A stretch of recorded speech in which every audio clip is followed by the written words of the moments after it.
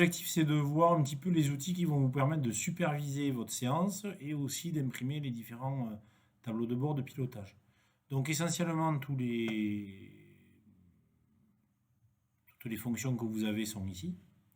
Donc on va commencer par ordre de production. Donc l'ordre de production, c'est ni plus ni moins que le diagramme de Gantt. Donc dans le diagramme de Gantt, qu'est-ce qu'on va retrouver? Donc souvent vous faites un ASAP, donc c'est une planification au plus tôt. Ça veut dire que tous les OF vont se caler à la date au plus tôt qui est aujourd'hui, puisqu'il est, vous voyez, 15h20, et donc on est bien à 15h20. Chaque rectangle représente un OF, donc avec un numéro OF 001433.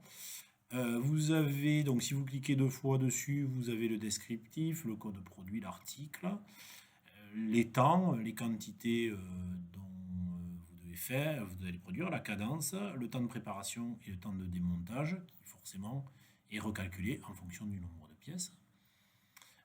Donc ces OF vont... vous avez d'autres OF qui vont être liés aux autres, puisque dans un ordre de fabrication, selon la gamme, il peut y avoir plusieurs opérations. Donc on est dans ce cas-là de figure. Vous allez devoir imprimer les fiches suiveuses pour le suivi, donc il faut cliquer bouton droit et fiche suiveuse. La fiche suiveuse est importante essentiellement pour les enseignants, pour qu'on sache un peu où vous allez, mais en théorie, on n'aurait pas besoin de la fiche suiveuse. Donc pareil, on va retrouver un certain nombre d'informations qui permettent le suivi de production. Donc quand vous avez le petit rectangle là, ça veut dire que l'ordre de fabrication est en cours de production, donc il est sur les machines. Donc ça vous permet de piloter ainsi. Bon, je vais non. Vous avez, bon, collaborateur, c'était dans notre tuto pour créer le collaborateur, et puis tout le reste, excepté impression badge, ce sont des indicateurs de performance. Donc le principe, il est le suivant, puis je viendrai sur le dernier. Vous prenez l'indicateur, vous regardez une période, donc par exemple, on va dire sur la période là, sur un mois, j'applique, et donc là je vais avoir des tableaux de bord qui vont être générés qui vont me permettre d'animer ma réunion. Donc à vous de les préparer, à vous de les tester, et à vous de regarder qu'est-ce qu'ils vous disent.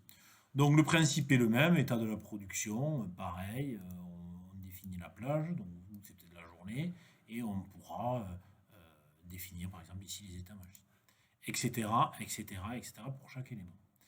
Je vais aller dans bilan OF parce que celui-ci est très important, notamment en fin de séance. Donc pareil, je vais prendre là sur une période un peu plus longue.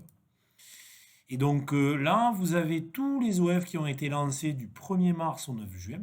Donc lancés, ça ne veut pas dire qu'ils ont tous été soldés. Ici, vous avez l'état. Donc effectivement, ceux-là ont été soldés, mais là, vous voyez que ceux-ci sont dans un état planifié, donc c'est ce qu'on avait vu dans le planning, et en vert qui sont en cours. Ça veut dire qu'ils ont démarré. Donc vous, quand vous allez démarrer votre séance, il va falloir en priorité vérifier que vos collaborateurs lancent bien ces OF-là qui ont été lancés par un groupe précédent, etc., etc., etc. Et il faudra imprimer l'ensemble des ordres de fabrication à la fin de la séance, et du coup, vous allez pouvoir voir la différence entre l'état initial et l'état final. Vous pouvez aussi, si vous le souhaitez, zoomer sur un OF, par exemple l'encours qui est ici, pour regarder qu'est-ce qui a été fait au niveau du tournage. Voilà, on a travaillé pendant 1h40, on a un certain nombre d'informations, c'était Geoffrey Maxime qui avait travaillé dessus, etc.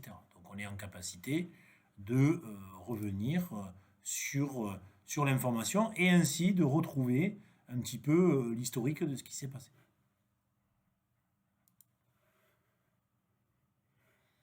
Donc voilà pour l'aide aux différents tableaux de bord et